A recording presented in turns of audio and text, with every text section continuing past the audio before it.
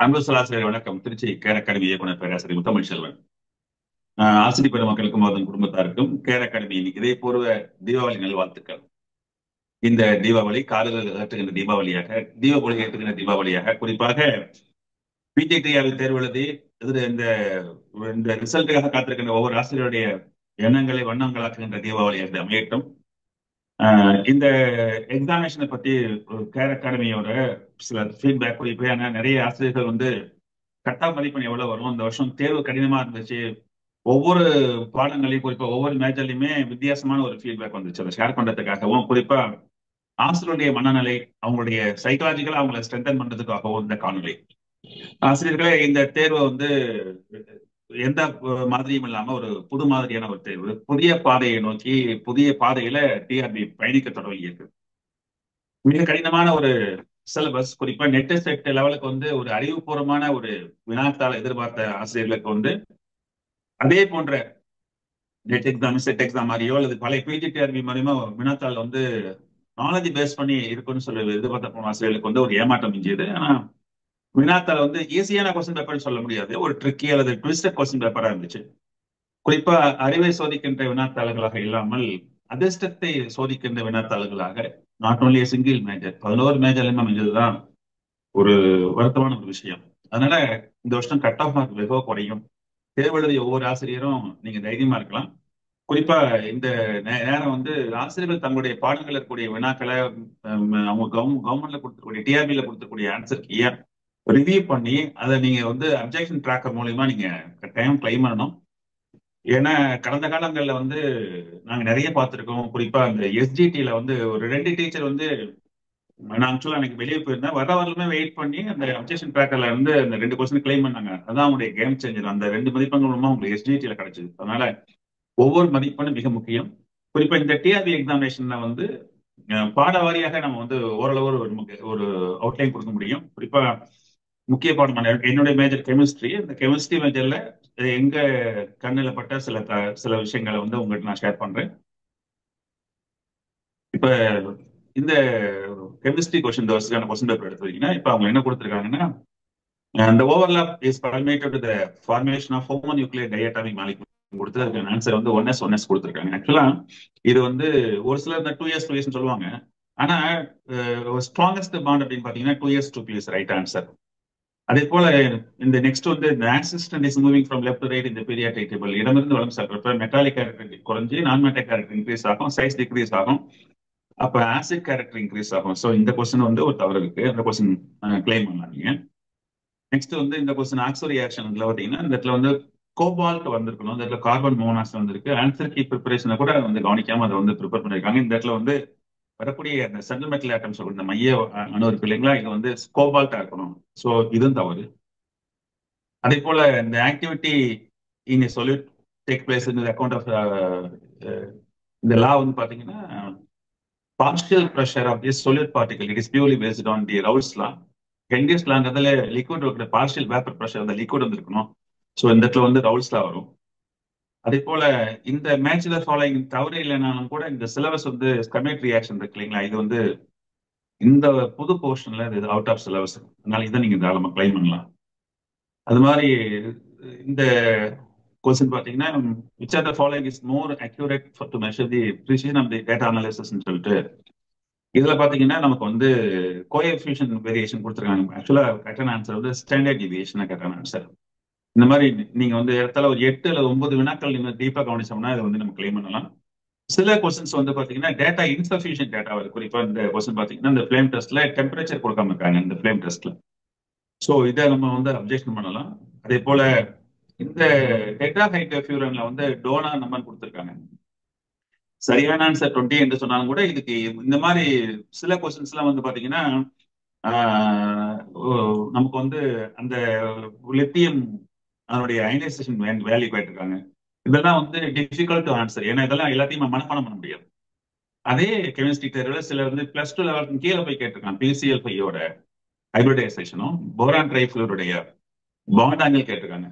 அதனால டிஆர்பி வந்து என்ன பண்ணிருக்காங்கன்னா சிலபஸ் கான்சென்ட்ரேட் பண்ண அளவுக்கு கொஸ்டின் பேப்பர் செட்டிங்ல கான்சென்ட்ரேட் பண்ணலையும் தோணுது. ஏன் அப்படின்னா நாட் ஒன்லி சிங்கிள் சப்ஜெக்ட், நிறைய சப்ஜெக்ட் அந்த மாதிரி கொஸ்டின்ஸ்ல இருந்துச்சு. ஏன்னா ஒவ்வொரு மதிப்பெண்ணும் மிக முக்கியம். நம்ம கேர் அகாடமிலேயே பாத்தீங்கன்னா ஜிகேல கோச் மூலியமா நம்ம வந்து கிளைம் பண்ணி ஒரே ஒரு மார்க்ல வந்து கவர்மெண்ட் ஜாப் கிடைச்சு. நீங்க மேட்டுப்பாளையம் ஸ்கூல்ல ஒர்க் பண்ணேன். ஜிகே கொஸ்டின்ல ஒரே ஒரு கொஸ்டின் கோர்ட் மூலியமா கிளைம் பண்ணி வாங்க ஜிகே மூலியமா போயிருக்காங்க.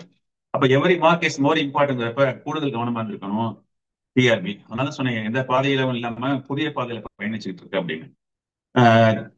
நம்ம ஓவரால் ஃபீட்பேக் இருக்கிறப்ப தமிழ் தகுதி தேர்வு பொறுத்தவரை எங்கள் தமிழாசிரியர்கிட்ட நம்ம பேசிட்டு இருக்கப்ப தமிழ் மேஜர் படிச்சவங்களுக்கு வந்து தமிழ் தகுதி தேர்வு எழுத இருந்திருக்கும். ஏன்னா வினாயன் 4ல பாத்தீங்கன்னா சிறுபான்மையாற்று படையின ஒரு கொஸ்டின். அதுல வந்து 269 அடியை ஒரு முறை வாசித்தா மட்டும்தான் எழுத முடியும். தமிழ் இலக்கியம் படிச்சவங்களுக்கு வந்து இது சாத்தியம், மற்றவங்களுக்கு வந்து சாத்தியம் இல்லை அப்படின்னு.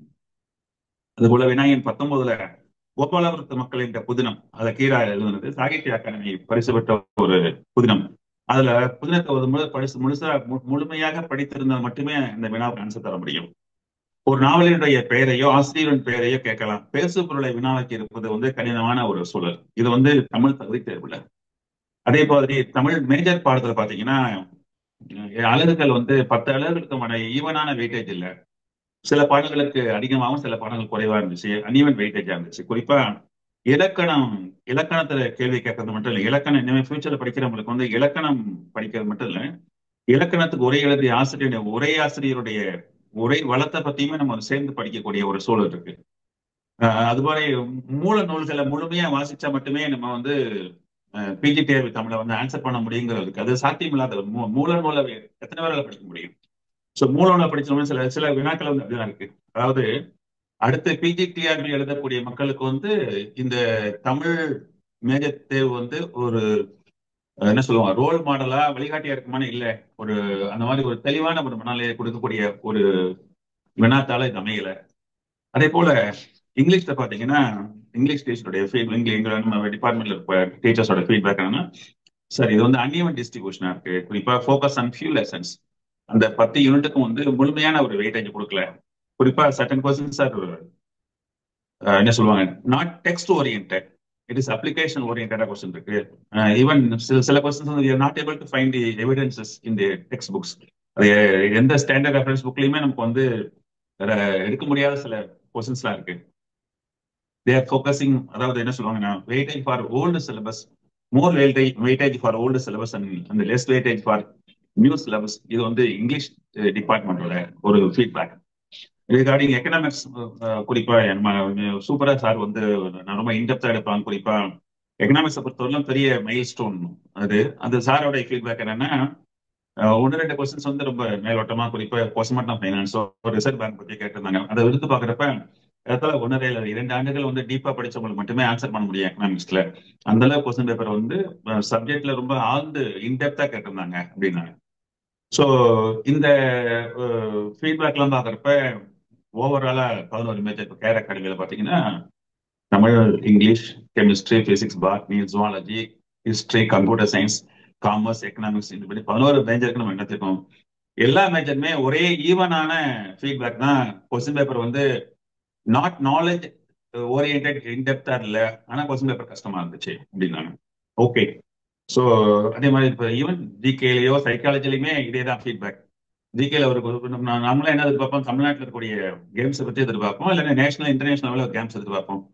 டெல்லியில சண்டிகார்ல, பஞ்சாப்ல இருக்கக்கூடிய சண்டிகார்ல ஒரு யூனிவர்சிட்டியில் வின் பண்ணது அந்த குருநானக் பத்தி கேள்வி கேட்டிருக்கக்கூடிய வினாக்கள் இருக்கிறப்ப அதை எப்படி தமிழ்நாட்டில் இருக்கக்கூடிய ஒரு டீச்சர்ஸால வந்து ஆன்சர் பண்ண முடியும். ஸோ இது வந்து ஒரு எக்ஸாம்பிளுக்கு நான் சொல்றேன். அதாவது அவங்க கொடுத்துருக்கூடிய சிலபஸ், அந்த சிலபஸ் பேஸ் பண்ணி கேட்டிருந்தாங்கன்னா அதை குறிப்பா 10 யூனிட்டுக்கு வந்து ஒரு யூனிட்ல 11 கொஸ்டின்ஸ் கேட்டு ஈவன் வெயிட்டேஜ் கொடுத்திருந்தாங்கன்னா பண்ணிருக்கலாம், நல்லா இருந்திருக்கும்.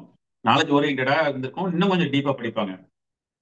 ஆனா அப்படி இல்லாம மேலோட்டமோ சில வினாக்கள் வந்து சப்ஜெக்ட்ல இருந்து டிவியேட் ஆகி என்ன சொல்ல போனா வினாக்கள் கடினமா இருக்கு. அதுக்கான ஆன்சரை வந்து டைரக்டா ஆன்சர் நம்ம வந்து ஸ்டூடெண்ட் சொல்ல முடியாத ஒரு சூழல் இருக்கு.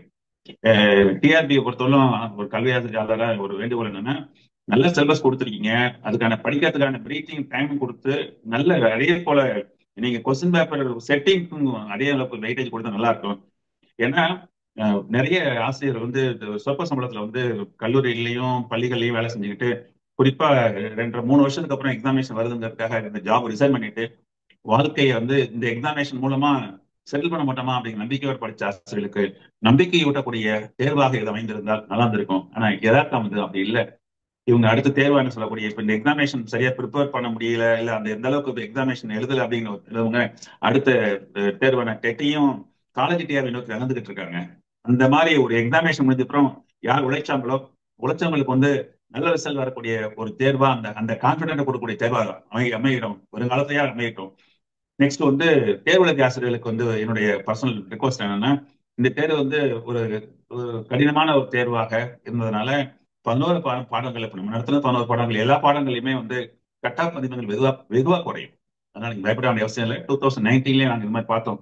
கொஸ்டின் பேப்பர் எழுதி முடிச்சு வந்ததுக்கு அப்புறம் எக்கனாமிக்ஸ் பார்த்தீங்கன்னா ரொம்ப நிறைய டீச்சர்ஸ் வந்து டிப்ரெஸ் ஆயிட்டாங்க. ஆனா ஓவரால் கட் ஆஃப் மதிப்பெண்கள் குறைஞ்சிச்சு. அதனால மதிப்பெண்கள் வந்து வெகு என்ன சொல்லுவோம் ரொம்ப குறையது வாய்ப்பு இருக்கு.